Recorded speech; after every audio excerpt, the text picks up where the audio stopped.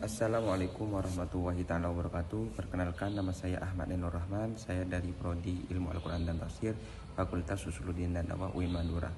Pada kesempatan kali ini saya akan membahas tentang At-Taqdim wal Ta'khir.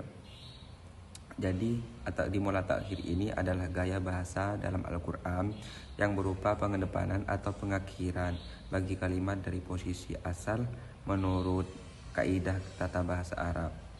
Sederhananya ini adalah penyimpangan struktur yang disengaja, di mana kata yang seharusnya di depan justru ditempatkan di belakang, atau sebaliknya, yang mana contoh dalam surah Al-Qiyamah ayat 12, di mana Allah itu mendahulukan frasa ila rabbika, kepada Tuhanmu, yang seharusnya sebagai ila rabbika itu sebagai predikat di posisi akhir dan mengakhirkan kata al-mustaqor, yang mana yang seharusnya sebagai subjek di awal dari posisi awal.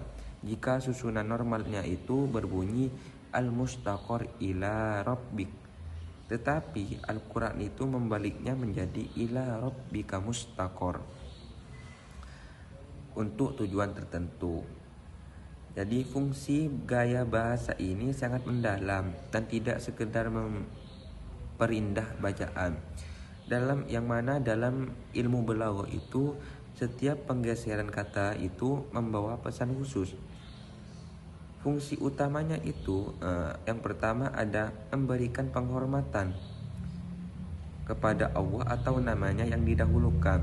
Yang kedua itu memberi perhatian khusus, yaitu memutuskan fokus pada kata yang di depan, dan memberi penegasan makna eksklusif, yaitu menegaskan bahwa hanya Allah satu-satunya tempat kembali. Ada juga fungsi lain seperti mengambil berkah dengan mendahulukan nama Allah, menimbulkan rasa penasaran dan mengakhirkan subjek, atau menjaga keindahan bunyi di akhir ayat, yang mana Az-Zarkashi di dalam kitabnya Al-Burhan yaitu kitab Al-Burhan membagi At-Taqdim wal Ta'khir itu menjadi tiga bagian.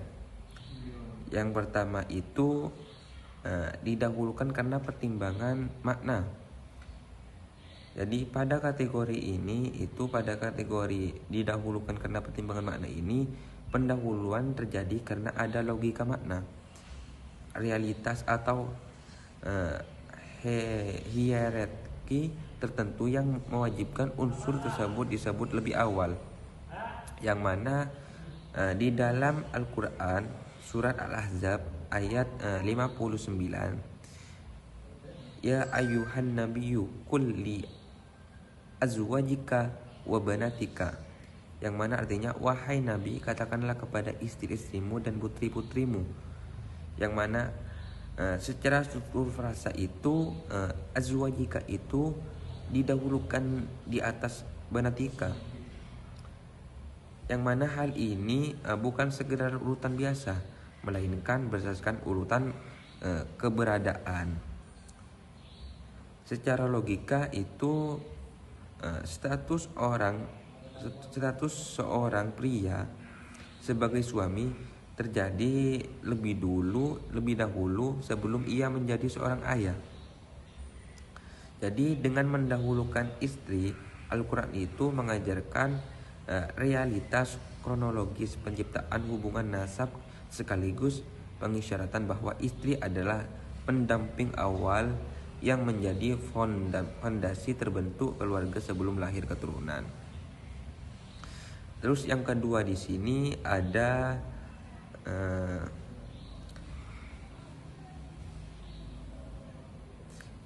didahulukan meskipun secara struktur asalnya diakhirkan, yang mana kategori ini adalah perbaikan posisi murni untuk penekanan retoris dan pembatasan, yang mana dijelaskan di dalam Al-Quran surah Al-Fatir ayat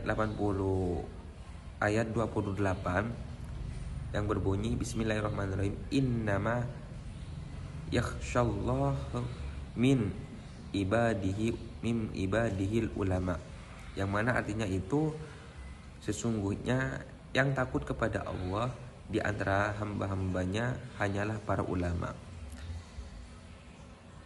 Jadi gini, secara kaidah dasar fa'il atau subjek itu seharusnya al-ulama dan maf'ul, seharusnya al-ulama dan maf'ul bihnya seharusnya Allah. Namun lafal Allah justru didahulukan sebagai objek, sementara ulama diakhirkan sebagai subjek. Fungsinya itu takdim di sini adalah at-takhsis wa al-qasr, yaitu bisa disebut pembatasan. Jadi kedudukan Allah di sini di awal kalimat membuat fokus rasa takut itu tertuju semata-mata kepada zatnya, dan dengan bantuan kata innama itu struktur ini menegaskan bahwa ukuran keilmuan seseorang bukan pada banyaknya hafalan, melainkan pada beberapa besar rasa takutnya yang terpusat hanya kepada Allah.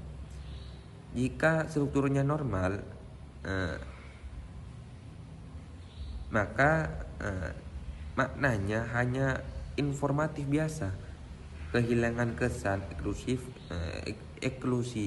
eksklusivitas bahwa ulama sejati adalah yang takut kepada Allah Subhanahu wa taala. Yang ketiga di sini ada didahulukan pada satu ayat dan diakhirkan pada ayat lain. Jadi perbedaan urutan ini bukanlah inkonsistensi, melainkan penyesuaian dengan fokus konteks masing-masing ayat. Yang mana di sini di dalam Al-Quran surah An-Naml 68 dan juga di surah Al-Mu'minun ayat 82 sampai 83, yang mana di An-Naml itu berbunyi laqad uidna hadda nahnu wa abauna min qalb, yang artinya gini, sesungguhnya kami telah dijanjikan ini kami dan nenek moyang kami dahulu. Yang di surah Al-Mu'minun di sini laqad uidna nahnu wa abauna hadda min qalb, sesungguhnya kami dan nenek moyang kami telah dijanjikan ini dahulu. Yang mana pada Al-Quran surah An-Naml kata hadda ini merujuk pada azab atau kebangkitan. Jadi didahulukan karena ayat sebelumnya berbicara tentang generasi terdahulu yang telah menjadi tanah dan tulang berulang. Maka fokus utama itu didahulukan untuk menekankan objek ancaman yang telah terbukti terjadi pada masa lalu.